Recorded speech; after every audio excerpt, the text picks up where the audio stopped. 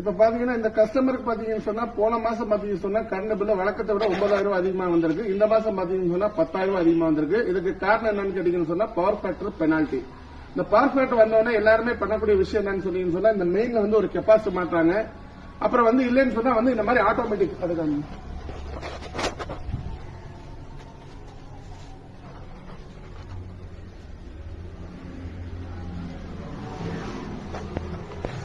இந்த மாதிரி automatic power factor panel வைக்கிறாங்க. வச்சுமே இந்த பிரச்சனை வருது.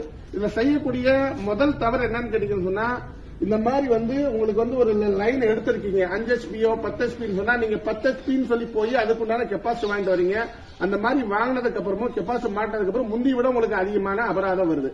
முதல்ல நம்ம என்ன செய்யணும்னு கேட்டீங்கன்னு சொன்னா உங்களுடைய லோட வந்து செக் பண்ணி உங்களுக்கு வந்து நீங்க 10 HP லோடு வாங்கியிருந்தாலுமே உள்ள உங்களுக்கு வந்து எத்தனை HP லோடு உள்ள போகுது, எவ்வளவு கிலோவாட் யூஸ் ஆகுதோ அதுக்கு தகுந்த மாதிரி தான் நீங்க கெப்பாசிட்டி மாட்டணும்.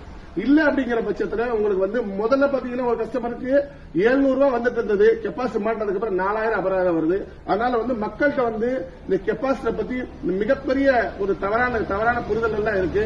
நம்ம அரசு ஊழியர் மின் ஊழியர்கள் நம்ம என்ன சொல்றோம் அப்படின்னு சொன்னா இந்த மாதிரி பிரச்சனை வந்து சொல்லிக்கிறோம். மின் ஊழியர்கள்ட்ட மின் பணியாளர்கள் நம்ம என்ன சொல்றோம் அப்படின்னு சொன்னா எலக்ட்ரிஷியன் அப்புறம் வந்து EB லைன்மேன் நம்ம என்ன சொல்றோம், நீங்க தயவு செஞ்சு மக்கள்கிட்ட சொல்லாதீங்க கெப்பாசிட்டி மாட்டுங்கன்னா அவங்க ஒரு மாசம் ஒரு கெப்பாசிட்டி மாட்டாங்க, இன்னொரு மாசம் இன்னொரு கெப்பாசிட்டி மாட்டாங்க. மாட்டினாலும் அவங்க பிரச்சனை தீர மாட்டேங்குது. உங்களுக்கு பிரச்சனை தீரணும் அப்படின்னு சொன்னா முதல்ல வந்து உங்களுடைய லைன்ல வந்து என்ன லோடு இருக்கு, அந்த லோடுக்கு என்ன கெப்பாசிட்டி மாட்டணும் அப்படின்னு சொல்லி பார்த்து நீங்க மாட்டீங்கன்னா தான் உங்க பிரச்சனை தீரும். நேற்று மட்டும் 2 பேருக்கு வந்து இருக்கிற கெப்பாசிட்டி கழட்டி விட்டு அவங்களுக்கு கெப்பாசிட்டி தேவைப்படல.